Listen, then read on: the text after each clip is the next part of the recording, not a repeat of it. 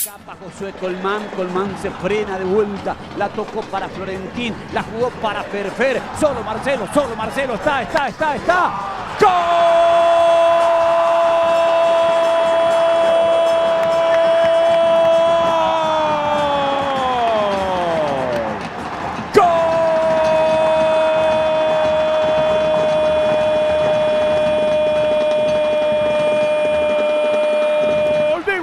Guaraní, Marcelo González, gran réplica, gran contragolpe, la armaron Josué Florentín, pase preciso de Ferfer y Marcelo que la clavó arriba, Guaraní golpea, se pone arriba, Guaraní quiere la 12, Guaraní el puntero del campeonato, vence a Olimpia 1-0.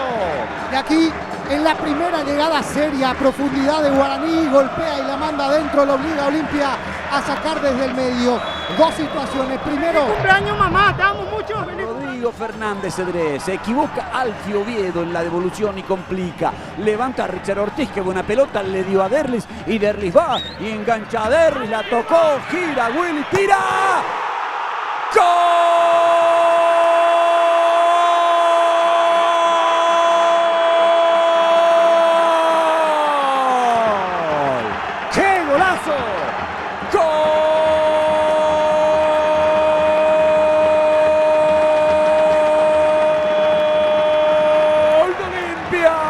William Mendieta, remate fantástico, Richard Derlis, Willy recibió, giró, cómo le pegó, la pelota besa el poste y se mete para darle más espectacularidad.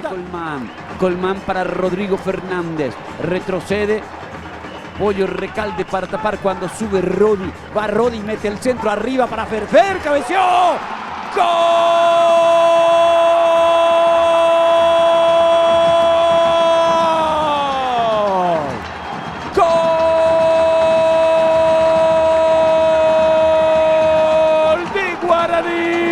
La fiera Fernando Fernández para conectar el magnífico centro de Rodi Ferreira. Guaraní, la pelota larga. Fernández Cedrés para Rodi, que bien cruzó. Y Fernando Fernández llega para conectar de cabeza. Pique incluido Josué. Marca Saúl. Josué y el centro arriba. Llegó Richard, llegó Piru.